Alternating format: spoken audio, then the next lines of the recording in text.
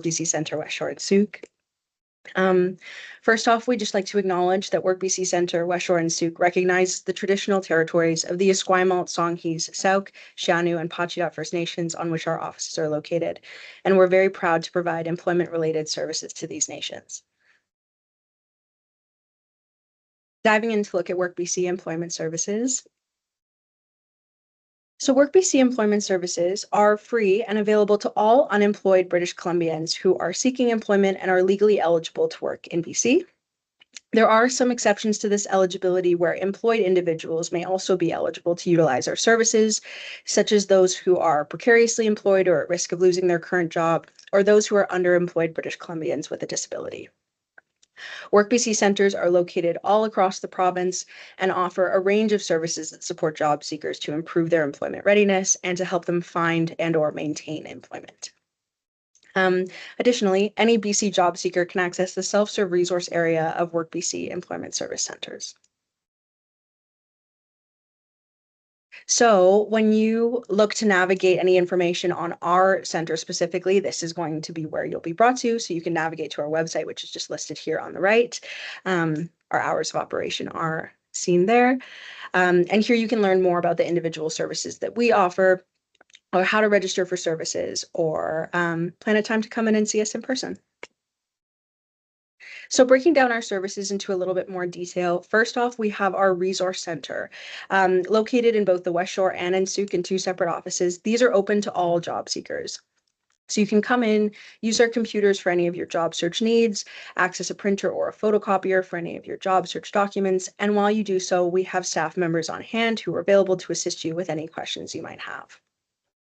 And these resource services are provided both on a drop-in or an appointment basis. Next off, in terms of our services, we also have our workshops, which cover all aspects of job search and job retention to help you ensure that you achieve your goals. This covers topics like resume building, career planning, how to access the hidden job market, interview skills, as well as our mature workers workshop. Looking at these in a little bit more detail as well, we also touch on topics like transferable skills, effective communication, financial literacy, and as well interpersonal and conflict skills as well. Next, under our service umbrellas, we also have the wage subsidy program. This program is special and designed in order to assist unemployed individuals or underemployed individuals to enhance their skills on the job. And the way that the wage subsidy program does this is by assisting the employer when they hire someone. And this someone may be a great candidate, but someone who might lack all of the necessary skills for a position. And we help support the employer by offering a percentage of your wages for a duration of up to 24 weeks. Next, under our services, we also have personal employment planning. So this is where we provide individualized sessions with an employment advisor to help you build your return to work action plan and help you define your individual path to success. We also have job start support, and this is where things that are required in order for you to start a new position can be provided to you, covering things like work clothing, like boots or scrubs, tools or short courses like food safe and first aid can also be made available.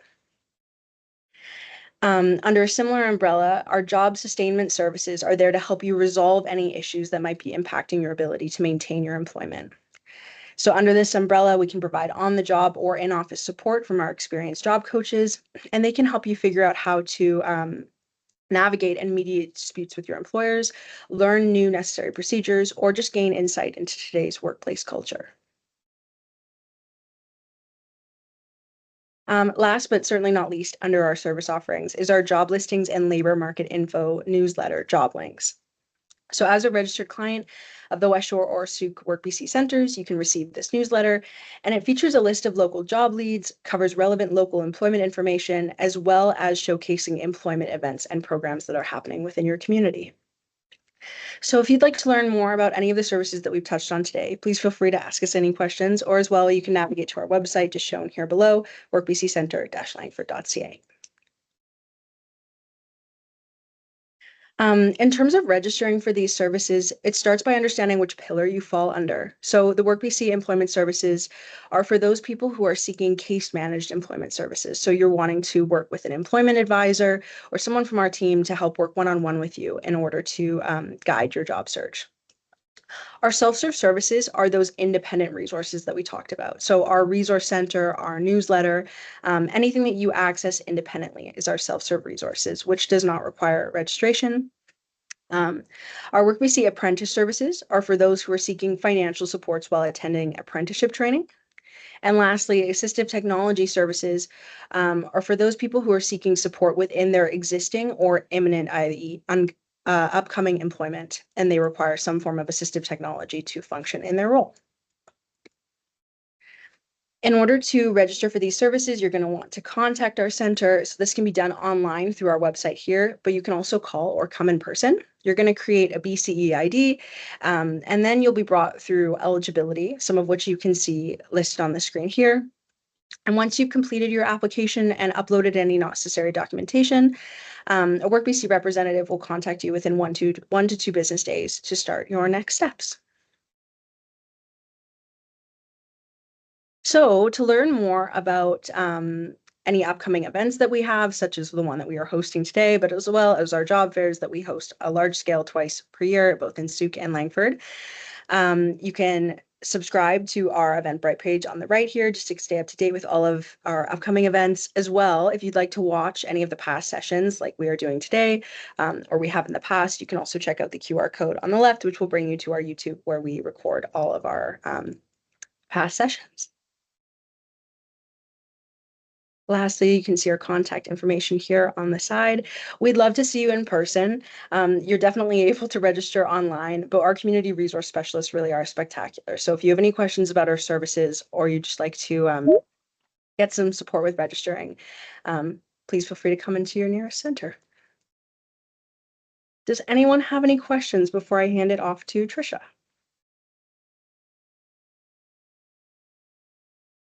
Amazing. Well, I will stop sharing there. If you do think of a question later down the line, there's no wrong time to ask. So please feel free to pop that in the chat. Awesome. And without further ado, I will hand it over to Trisha. Great. Let me just get sharing here.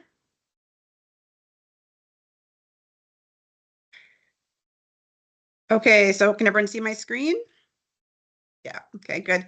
Hello, everyone. I'm very happy to be here today. My name is Trisha Jarrett, and I'm the Technology Pathways Coordinator from Camosun College. And I'm calling in today from the traditional territories of the WSÁNEĆ and Lekwungen peoples, and I'm really grateful for the opportunity to live and work in these territories. I was contacted by WorkBC to come out and give a presentation a little bit about the technology sector in Victoria, about opportunities, and specifically about a new program that we're starting at Camosun called Technology Pathways. And this involves 2 different cohorts, one geared towards women in technology and the second towards Indigenous people in technologies. And I'm going to talk a little bit about that today. Just a bit of housekeeping. I'm really happy to have questions as I go, so feel free to, I'll just move the chat over here so I can see. If you have any questions or need clarity, don't feel that you need to wait to the end to ask that, and just pop a question in the chat at any time and I'll try to address that. And perhaps Maya and Brianna can monitor that a little bit and let me know if they see anything that I've missed. Okay. So what I hope to talk today about a little bit is my brief intro, a little bit about what I mean when I say the tech sector, a little bit of information about what the employment prospects are specifically in the Victoria region, and a little bit within British Columbia, but I've really tried to focus on that Southern Vancouver Island area, wages and how it compares to other fields. I'm going to talk a little bit about equity seeking groups in tech, so specifically looking again at women and Indigenous peoples and some of the opportunities that we see for equity seeking groups. And then finally finish up by talking specifically about our Technology Pathways programs that are starting this September. So here, first of all, just a screen full of lovely folks working in the tech sector. So this is just, just generic fields, not necessarily specific to any industry or sector. But I was curious in the chat for those that are listening, if when I say tech sector, what kind of specific careers or industry would you think of when you hear tech sector? So just would love a little participation to see what you think of when I say that. Sciences, software, IT, great. Web development, yeah. Biology, probably, industry. Yeah, looks really good. Pretty comprehensive. I'm going to go over to the next page too. Cloud. Yeah, so some people definitely have background in IT. There we go. Yeah, a little bit electronics. Yes. Just seeing if anybody inspection. Yeah. Okay, good stuff. Actually, that's a pretty good gaming. Yes, yes, yes. Graphics. Also, we're going to include in here the engineering sectors. So yeah, everywhere. Awesome. Yeah, I'll talk about that as well. But keeping in mind, also going to be including engineering and at Camosun specifically within these programs, looking at mechanical, civil engineering, as well as electronics, which I think somebody did mention there. And so all of these things that you've mentioned, we have access to, and we do have employment in these areas in Victoria. So good to see everyone's got a solid background in what to expect.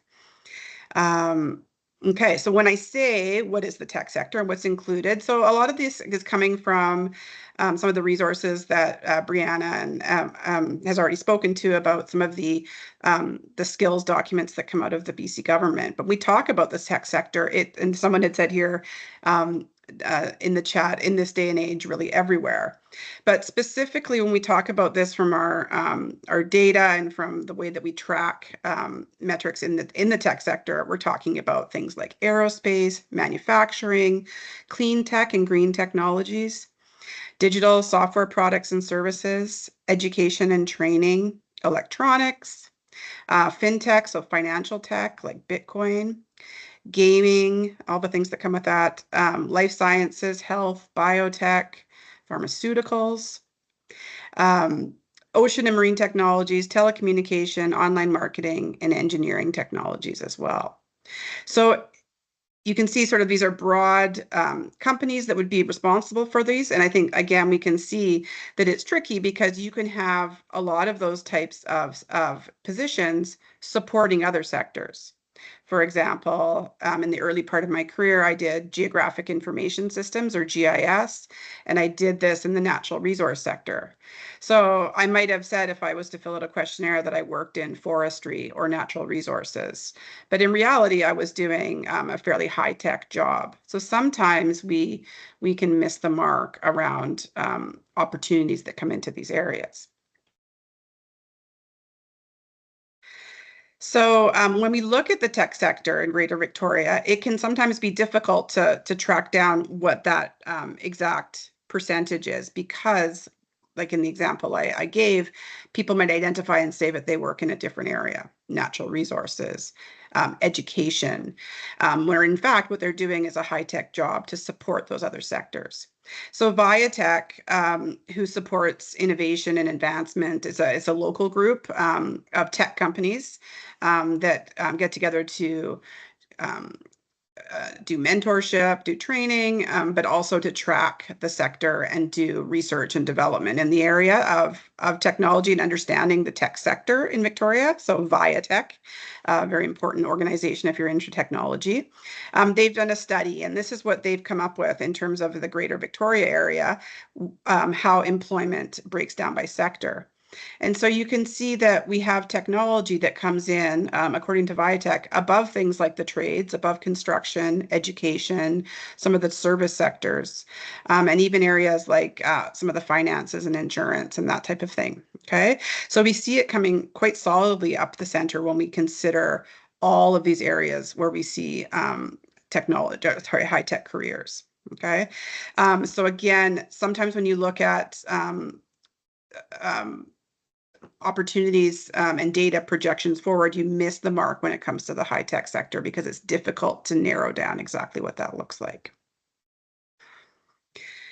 One thing to note, and not contested at all, when you look across a number of different areas in BC, so here's from BC Stats, wages in the technology sector significantly higher across all industries in BC. So you can see, and also climbing. Okay, so we do know that we have very good 20, I think it's per 100, per 1,000. I see that question. So back in this picture, what does the 35.8, for example, mean? It means per 1,000. So individuals. And here, again, looking at average weekly earnings. So we're talking about somewhere between $13 and $1,500 to start per week when we look back at 2010, and we can see up to 2022 approaching about 1,900 every week, which is, approaching about $1,000 more over other industries all lumped together. So you can take this with these are very coarse, but the point is here that we're seeing an abundance of jobs in the Southern Vancouver Island region, in the Victoria region, and we see that these are generally well-paying jobs, significantly higher than what we see across all other sectors. Okay, so the thing that I wanted to highlight with this is that it's solid opportunities, solid growth, solid projection, and real opportunities for equity-seeking groups. So when we break this down, we see that within the Canadian population as a whole, jobs in science, technology, engineering, and mathematics, or the STEM sector, accounts for about 19% of the Canadian population. Okay. However, when we look at this, only 1% of those workers that are in STEM identify as Indigenous. Okay, so only 1% of the 19%. And of that 19%, only 34% of Canadians with a STEM degree are women. Okay, so what we're seeing here is a real lack of equity in the sector overall. And this has been acknowledged for a very long time. And this means if you're coming into this presentation and you're in one of these equity-seeking groups, it's a real time of opportunity. And we've been given grant money from the Ministry of Advanced Ed at Camosun to develop these programs this year, specifically with the aim of addressing these shortages in these equity-seeking groups. The second component of this that's even that's quite concerning, and we've noticed at Camosun, and we've noticed across the sector at whole, is that we see that 34% of Canadians with a STEM degree are women, but only 23% of those are actually working in STEM careers, which means you're seeing about 10%, 11% of women who have taken education in these areas, who have worked in these areas, who are no longer doing so. And what this speaks to is some of the challenges that we see with retention in the sector. And so when you are a minority, when there's not equity in the sector, it can be very difficult. There can be a lot of barriers to feeling comfortable, to feeling successful in the sector. And so this is why, again, the Ministry of Advanced Ed is investing dollars at Camosun and across other institutions in BC to try to address that inequity, to try to level the playing field a little bit, to reduce barriers so that it isn't that we're having such minorities of these populations in the sector as a whole. Because again, great opportunities throughout BC and great wages. Okay, so there should be a lot to attract people in. I'll just pause for a second to see if there's any questions. I've sort of rattled off a lot of numbers there.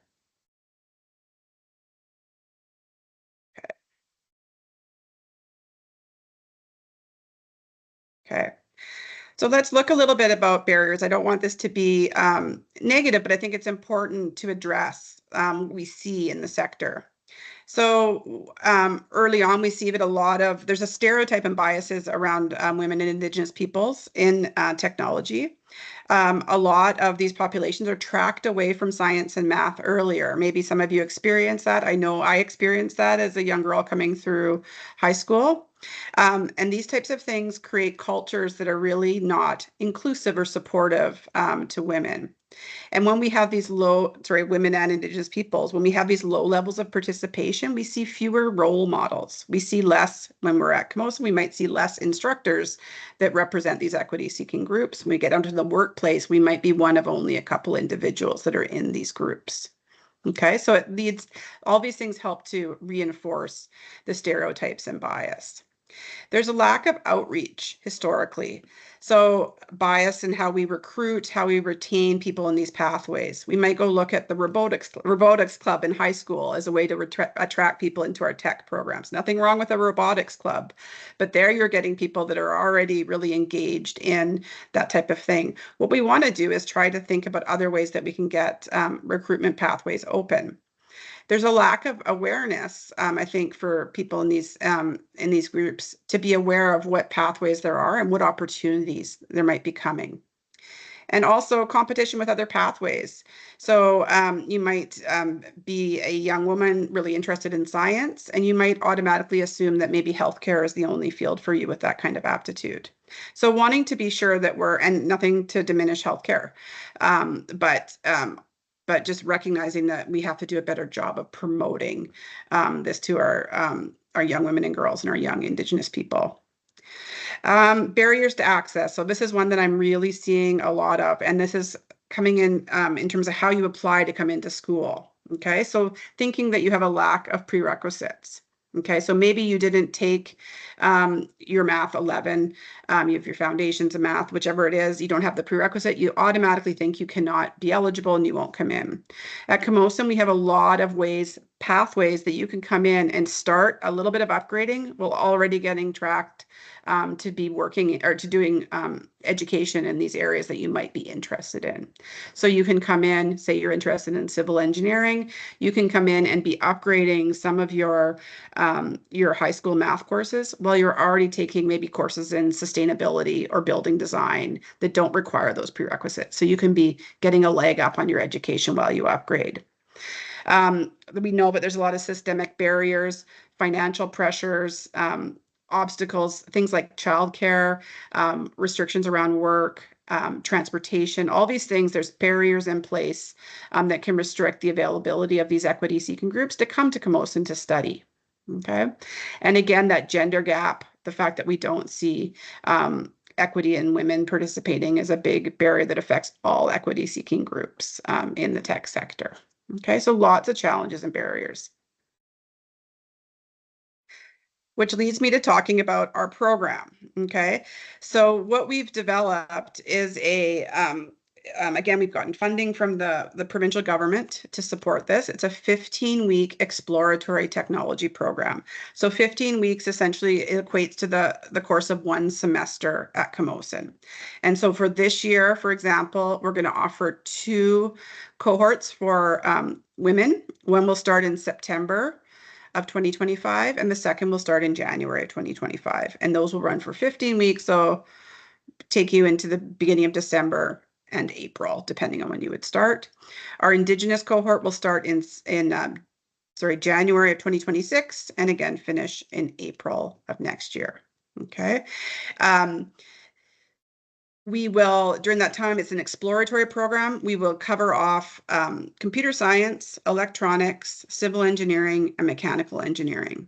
So you'll spend 3 hours a day in those fields, in the lab, learning from our instructors at Camosun to try to get you engaged and to be really stoked up about technology. We want these to be really fun and engaging activities. You'll be working alongside students in other labs, being mentored, and really connecting with the college community in terms of the tech.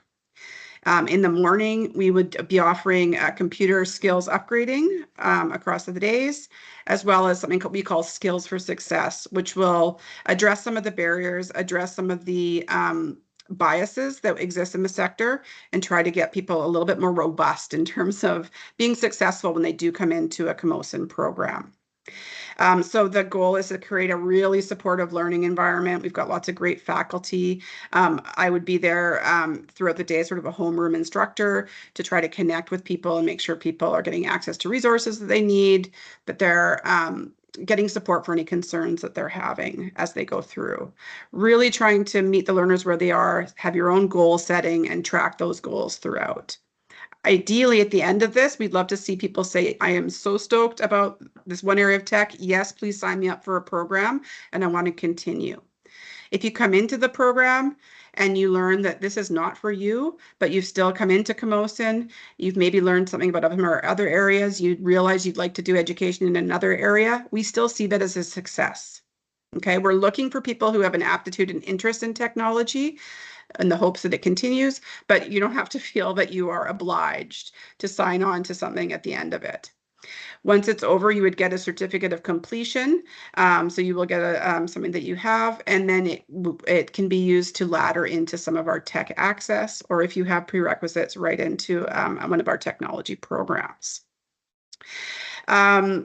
When I say supportive learning environment as well, we'd be looking at getting support set up around financial aid. If you have any sort of learning disabilities, we have the Center for Accessible Learning. We've got counseling. We've got a number of different areas. Our Indigenous department to support Indigenous students. A number of different areas, student supports to help get everybody integrated within the college environment.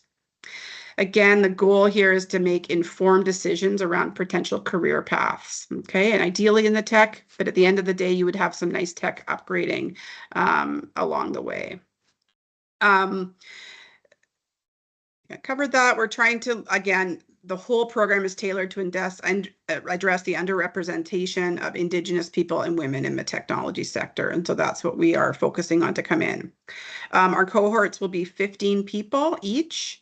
And we are just opening up now, just actually on Friday, we send out our first email to open up applicants, and we have, I think a date of, I'm thinking it's the 15th of April for the first review of those applicants. So we are actively recruiting at this point for the women's cohort in the fall. Okay. Now, really key thing to highlight is that this is a fully funded program for the next year. So this means that eligible students are not required to pay tuition or any student fees coming into this. You do not need to apply or pay to apply. You do not need to pay any of your associated fees at Camosun or the tuition itself. Further, we got additional grant money to provide additional support to help reduce barriers to your participation in education. So this may include things like your educational costs, any student fees, as I mentioned, any textbooks or supplies that you have, living cost supports, transportation costs, any help, any additional costs navigating education and career pathways, community building and mentorship opportunities. So connecting us with the community. We do really engaging. We plan to, we haven't started yet, but we plan to do mentorship lunches, getting engaging with groups in the field to come in so that we have mentorship opportunities. And then you also, as a Camosun student, would have access to free supports like our counseling, academic upgrading, and advising. So it's a really great opportunity if you are considering additional education to come in and have it be fully funded for that 15 weeks for a full semester coming in. Okay. So what we want to do with this program is be a little bit different in terms of how you might come into, say, a first-year engineering program or the first-year computer science program. We want to do a lot of work to cultivate belonging. We're going to be really inclusive and supportive in our environments. Like I said, having that home room almost every day. We're going to do personal goal setting as you come in through the program, looking at individual strengths and differences that we might have and sort of celebrating that. The tech field, as you saw, is so broad. It's opportunities. Everyone is going to have different aptitudes coming in, different interests coming in, and there's going to be room for everybody. And there's going to be room. We have a nice small cohort. There's going to be room to have a lot of self-direction. We want to be really representative in what we're promoting, and we want to keep STEM, so science, technology, engineering, and math as the forefront of what we're doing throughout this. There's a lot of other programs that are similar in terms of goal setting and getting career ready, but we're really going to come at this with that STEM focus, and that's that lab work that will happen every day. So you get a little bit of that sort of self-directed, really reflective piece around your own personal career, while at the same time kind of getting real access to what you could expect in the tech sector. It's going to be very supportive. We want to have a lot of mentorship, both within the college and outside with our networks. We've got a lot of really engaged students, young women and Indigenous students that are keen to provide mentorship opportunities. Sorry, it says part-time offerings. The program will only be for full-time, but we would help you set up opportunities to continue with part-time offerings moving forward. Looking at wraparound supports and college supports as you go. We also want to be culturally inclusive as much as we can be at Camosun. We really promote this. So we have Aishkwalowin, which is our Indigenous community connections. So making sure that we're partnering to create culturally sensitive and inclusive curriculum across both programs, but specifically within the Indigenous cohort. Again, having really solid role models to reduce stereotypes and create ally programs. So trying to create,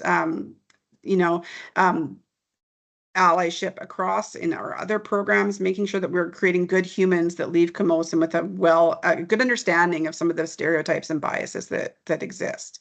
And this helps to balance out the sector moving forward long term.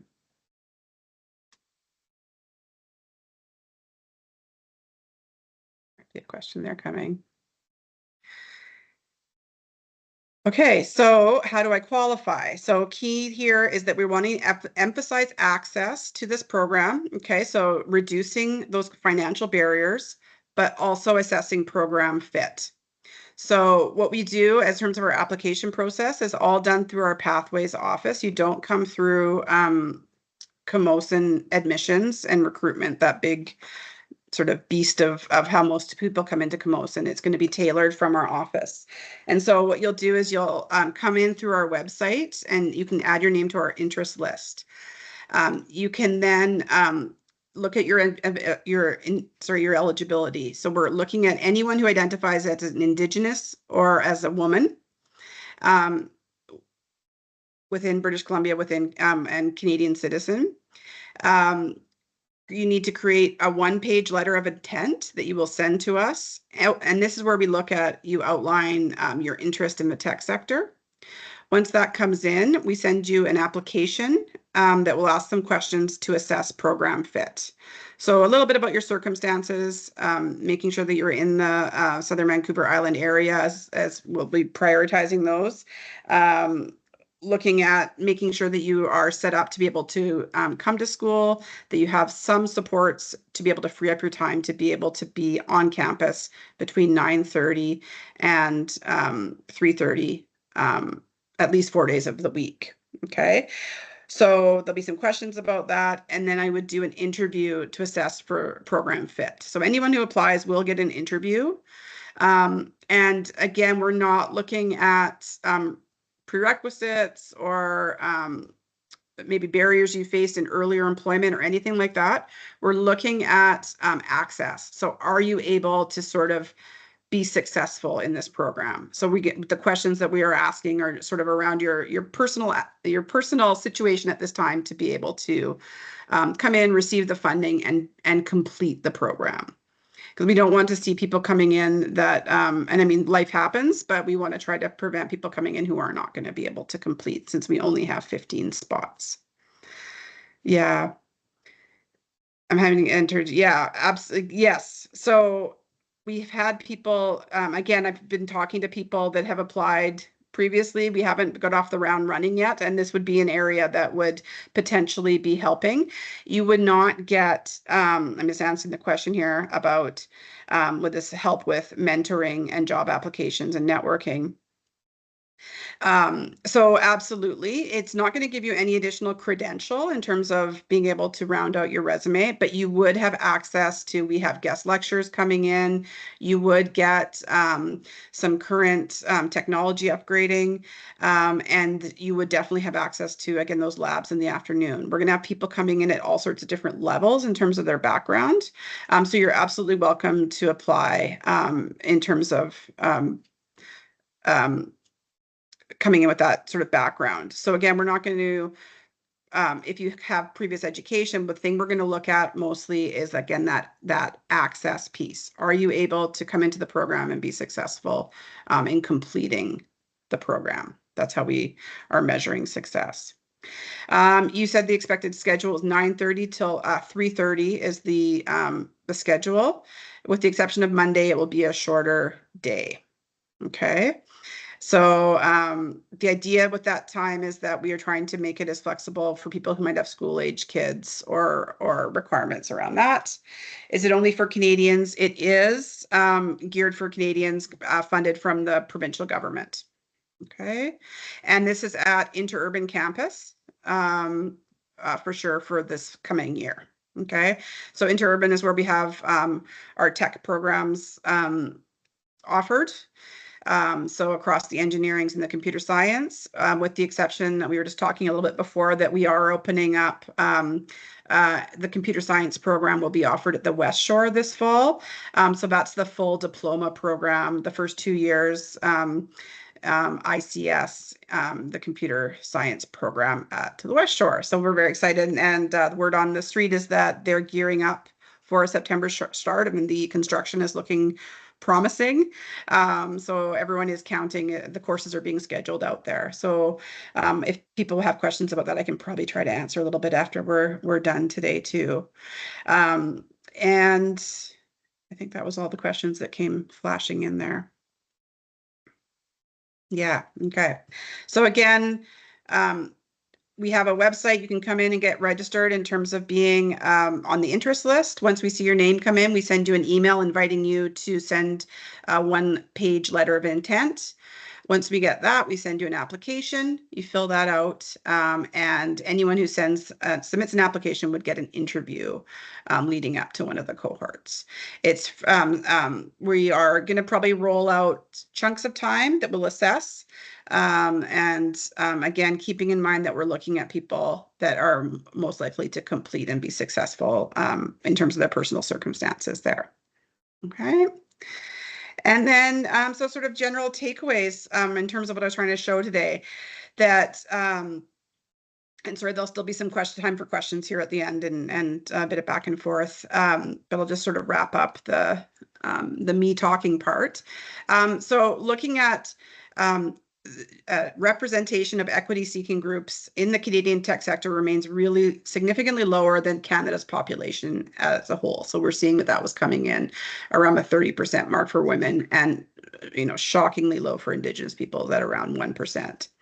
So this is an issue that we see that governments are seeing, but there's significant funding available for starting up into programs, but also as you continue through programs. So lots of scholarships, lots of grants, lots of opportunities. So what we're trying to do at the very foundational level, coming in, at the point where people are coming in first time into school or after a long time, emphasize the importance of promoting diversity and inclusion, which benefits all students. So that's where this investment comes from.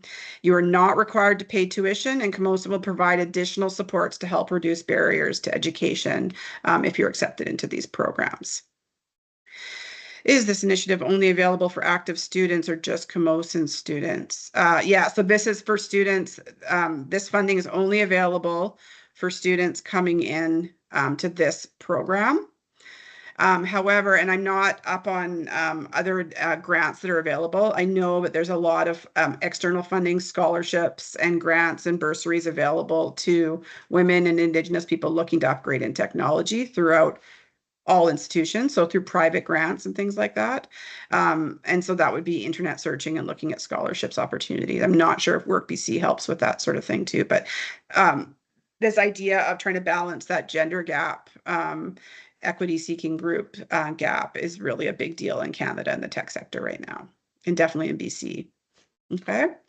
And then just lastly, here's the contact for us. So you can just Google Camosun Technology Pathways and it'll come up, or scroll your way into the tech programs and you can see us there. Or I don't know if WorkBC will circulate the link. You can write down my phone number and email there. It's techpathways@Camosun. And again, my name was Tricia Jarrett. And you can also contact the School of Trades and Technology where we're located if you're not getting through on any of those lines. And we are actively recruiting into the program for the fall, effective sort of today, really. Okay. So does anyone have any questions in addition to what's been asked already? Thank you for including your questions as I was going. That helped keep me on track.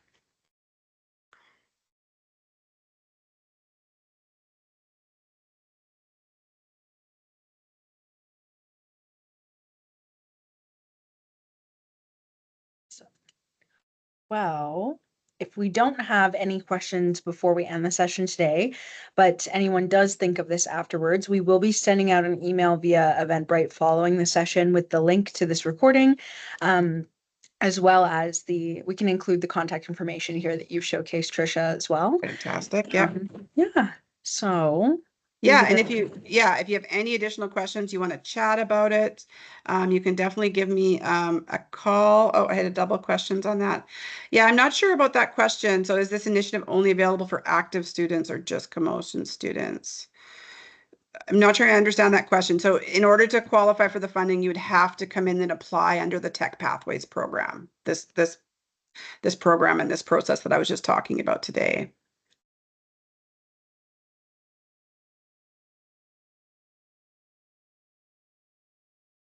And you don't currently have to be a Camosun student. Maybe that was what yeah, Yes. no. Yeah, so you would be applying from outside to come in. Yeah. Yeah, that would be the point, is that we're looking at new students coming in. Yeah. Thank you for clarifying. Sorry, I misunderstood that. Yeah. Yeah. Well, Tricia, thank you so much for your presentation. That was great to learn more about the Career Pathways program and also all of the values that go into it as well, which I think is so important. And thank you to everyone here who came in today to attend this session. We hope you found it valuable and you were able to learn more. Oh, wait, we have another question.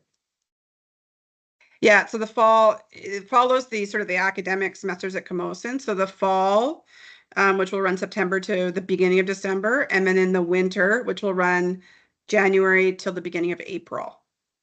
And in the winter, we'll have a women's cohort and a cohort for Indigenous peoples. So there'll be two separate cohorts next winter, but just the one in the fall. Okay. And that information, there's a lot more information on our website too about the timing. Yeah. Yeah, good. Thank you for the question. Yeah, if there's any other questions that come in, yeah, please email. Again, I'm not sure I said at the beginning, but it's a very new program. This is the first time I've done really public outreach. I've done to the school systems and things like that. But so I'm not sure what questions people might have coming in who are not kind of already in the mindset of Camosun. So I appreciate your questions and don't feel shy about asking them. So you reach out for sure if something comes in, and it's probably just that I didn't say anything and other people have the same thought. So yeah, don't be shy about asking questions. And if you prefer an email, that works great for me too.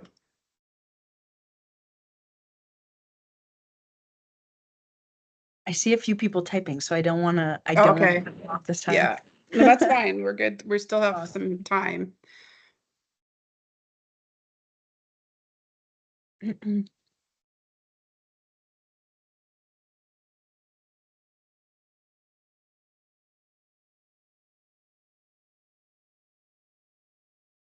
Very suspenseful here. Right? I was just thinking the same thing. It's probably also a lot of pressure as they're typing. Awesome. Okay. Well, maybe okay, amazing. Yeah, the pressure.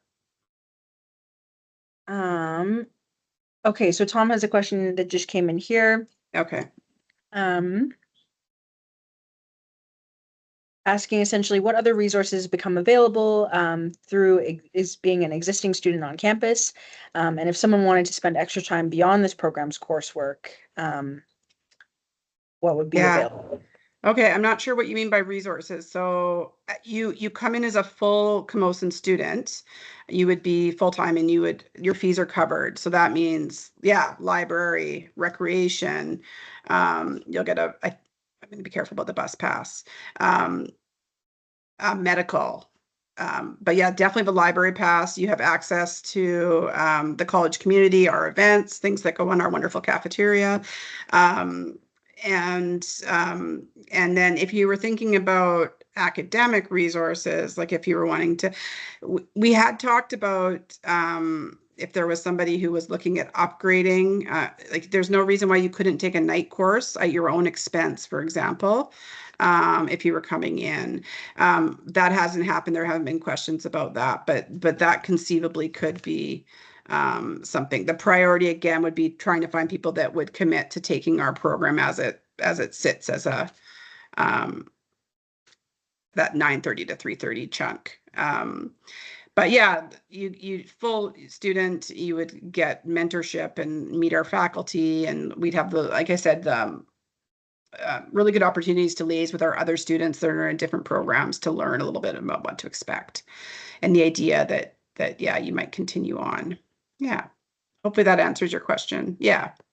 I'm trying to think if we have any other exciting, but those are probably the big ones: a library pass, recreation, like access to our gym, and you'd become a member of a student society, and they put on different events, and we have career fairs and lots of different parts that come with being a student that you would also be included in as a full-time Camosun student. Yeah. Yeah. Great question. Okay, I don't see any more dots. Ah, amazing. Well, I think this brings us to the end then. Thank you so much, Trisha, and everyone who came in today. Do keep an email or an eye out for that email through the Eventbrite platform that will just kind of contain the contact information for Trisha and the program, as well as our recording link. And yes, otherwise, thank you everyone and have a fantastic week. And we will end our session there. Thanks, everyone. Thanks for your Thank you. questions. Ciao. Thank you.